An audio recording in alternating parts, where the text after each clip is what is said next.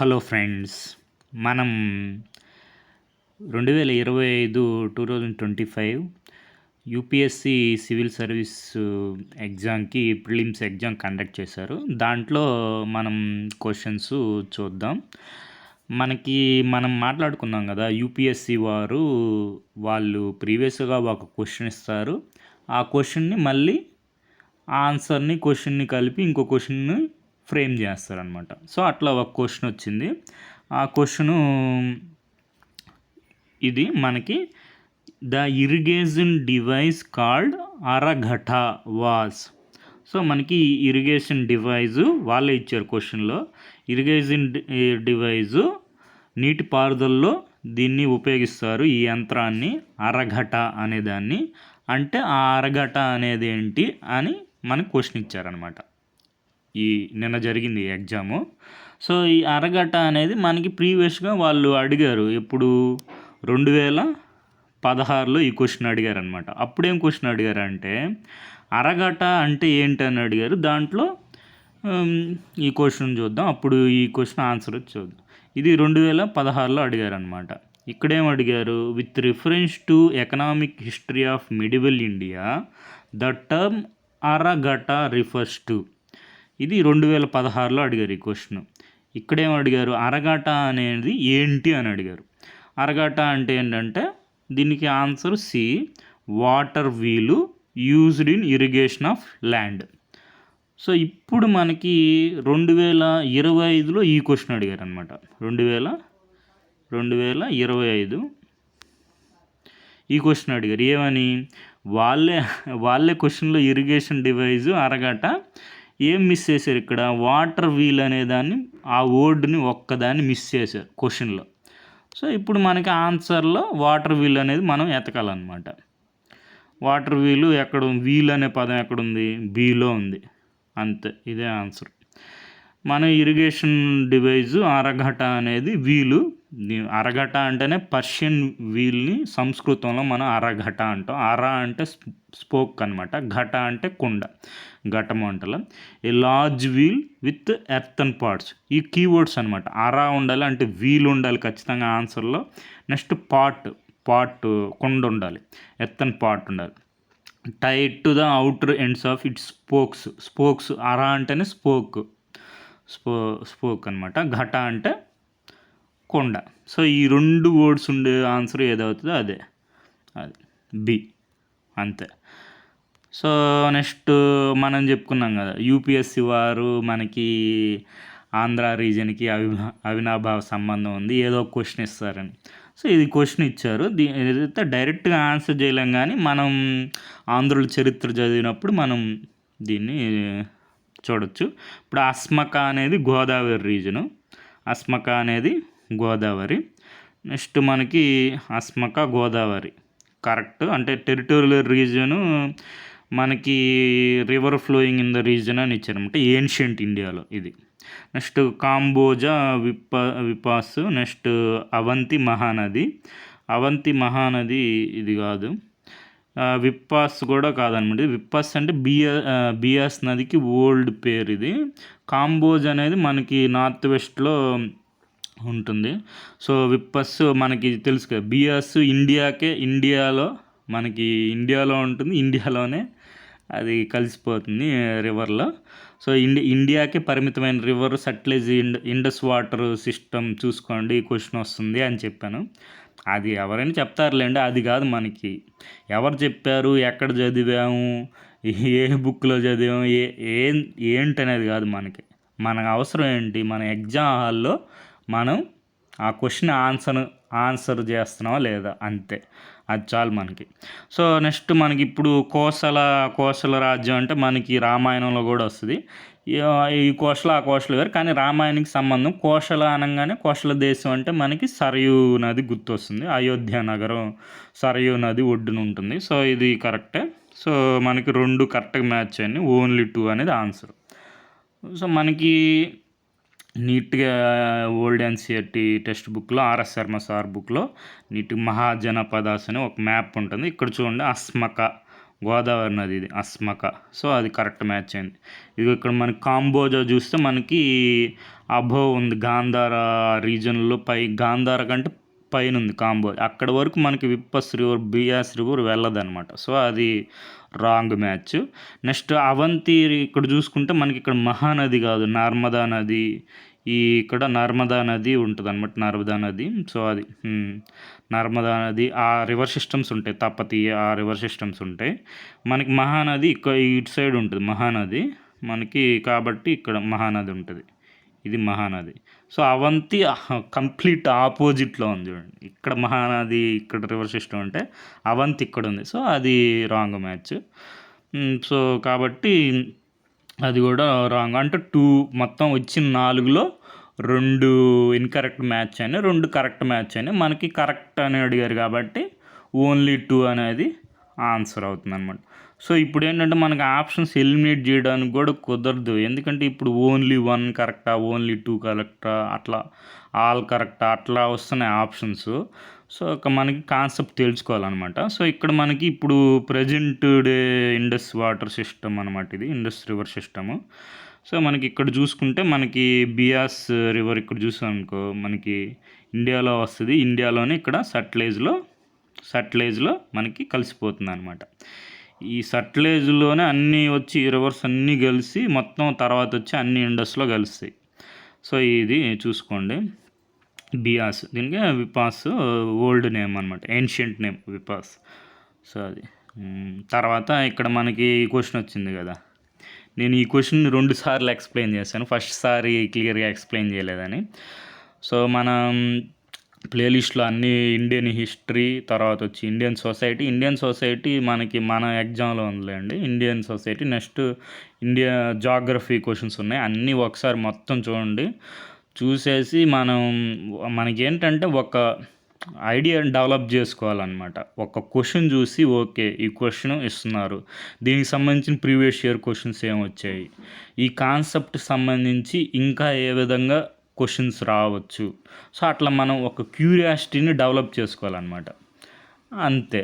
So మన దగ్గర అన్ని సోర్సెస్ ఉన్నాయి, అందరికి తెలుసు సోర్సెస్, అందరూ చదువుతారు. సో మనకి syllabus next previous year questions చూసుకొని ఒక క్యూరియాసిటీ అనేది డెవలప్ చేసుకొని చదువుకుంటూ ఉండడం, ఓకేనా. మనకి రాబోయే ఎగ్జామ్స్లో ఈ విధంగానే క్వశ్చన్స్ వస్తాయన్నమాట.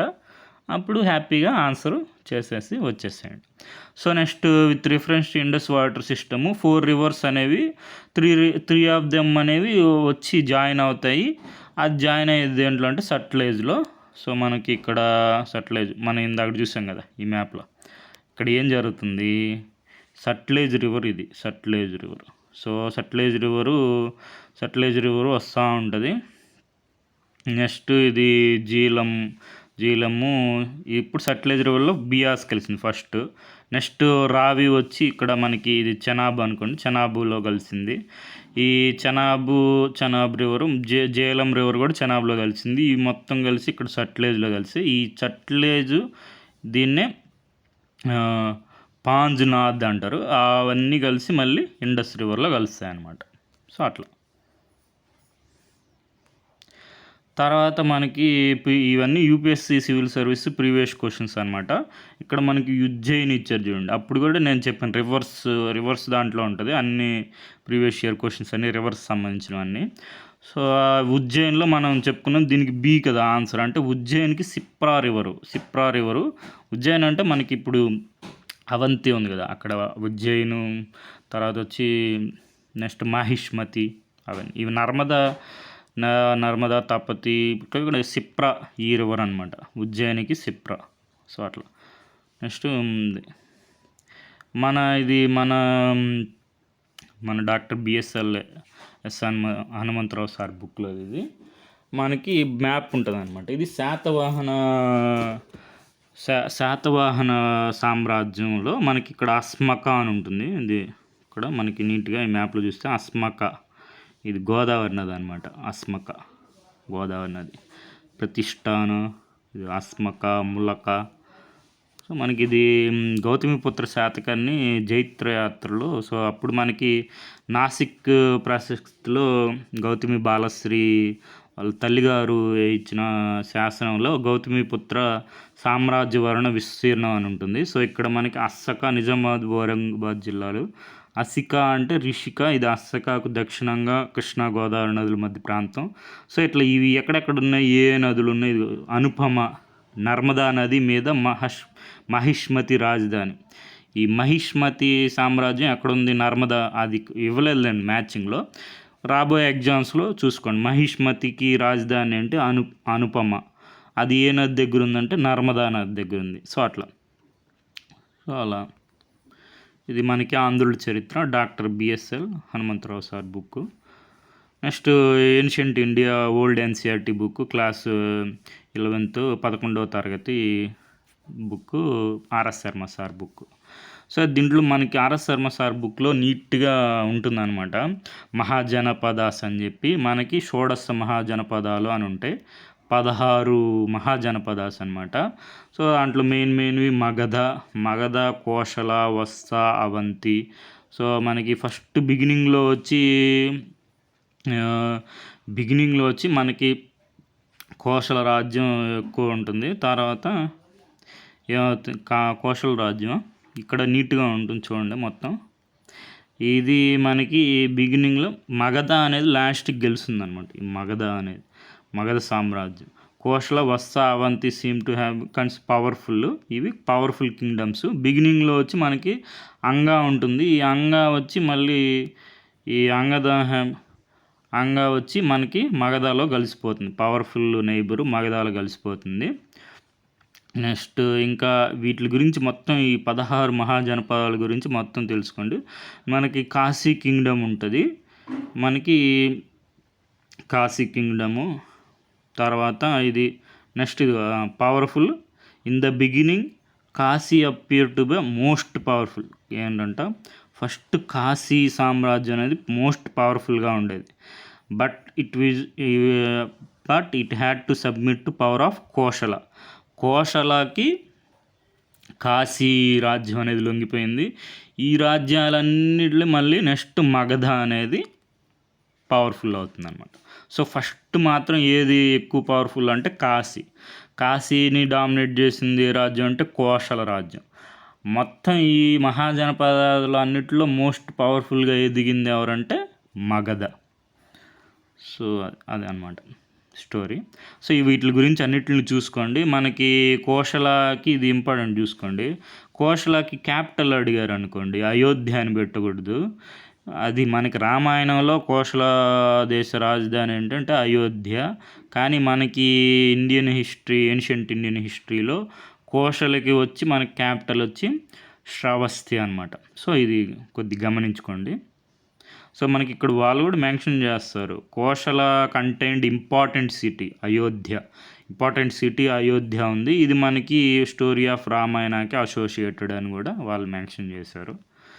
సో అట్లా కోశల ఇవన్నీ మొత్తం వీటి 16 మహాజనపదాల గురించి తెలుసుకోండి. రాబోయే ఎగ్జామ్స్లో మనకి క్వశ్చన్స్ వస్తాయి. మనకి రివర్స్ అనేవి ఏన్షియంట్ ఇండియన్ హిస్టరీలో ఏ పాత్ర పోషించాయని కూడా ఉంటుంది నీట్గా. రివర్స్ అనేవి మనకి ఆర్టరీస్ ఆఫ్ కామర్స్, అంటే మనకి వ్యాపారం కానీ కమ్యూనికేషన్, అంటే మనకి సంబంధ బాంధవ్యాలు వేరే రాజ్యాలతో వ్యాపారం చేయడానికి రివర్సే మెయిన్ ఇంపార్టెంట్. ఎందుకంటే ఏన్షియంట్ టైంలో మనకి రోడ్స్ కానీ రోడ్స్ వేయడం అనేది చాలా డిఫికల్ట్. అందుకని మెటీరియల్ అంతా ఏం చేసేవాళ్ళు, బోట్ల ద్వారా మూవ్ చేసేవాళ్ళు అనమాట. సో మనకి evidently the stone pillars made by Ashoka. మన వాళ్ళు ఏం భావిస్తున్నారంటే స్టోన్ పిల్లర్స్ అంత పెద్ద భారీ వాటిలన్నిటిని కూడా డిఫరెంట్ పార్ట్స్ ఆఫ్ రకరకాల ప్లేసుల్లోకి బోట్ల ద్వారానే రవాణా చేశారని చెప్పి భావిస్తున్నారు. ఇంపార్టెన్స్ ఆఫ్ రివర్స్ కమ్యూనికేషన్లో మనకి ప్రధాన పాత్ర పోసేసి రివర్సే till the days of East India Company వచ్చేంత వరకు కూడా రివర్సే మనకి కమ్యూనికేషన్లో, మనకి సమాచార వ్యవస్థలో, మనకి కమ్యూనికేషన్లో మనకి ప్రధాన పాత్ర పోషించాయి అనమాట. అందుకే మనకి మెయిన్ క్యాపిటల్స్ అన్నీ కూడా ఇంపార్టెంట్ టౌన్స్, క్యాపిటల్స్ అవన్నీ కూడా రివర్స్ పక్కనే ఉంటాయి. హస్తినాపూర్, ప్రయాగ్, వారణాసి, పాటలీపుత్ర. సో ఇవన్నీ ఏ బ్యాంక్స్ రివర్స్ పక్కన ఉన్నాయన్నీ చూసుకోండి. రాబోయే ఎగ్జామ్స్లో మనకి క్వశ్చన్స్కి వచ్చే అవకాశం ఉందన్నమాట. సో మనకి రివర్స్ మధ్య ప్రధానమైన రాజ్యాలు కూడా ఏర్పడ్డాయి. కళింగ కానీ మనకి కళింగ వచ్చి మనకి కోస్టల్ బెల్ట్ ఆఫ్ ఒరిస్సా.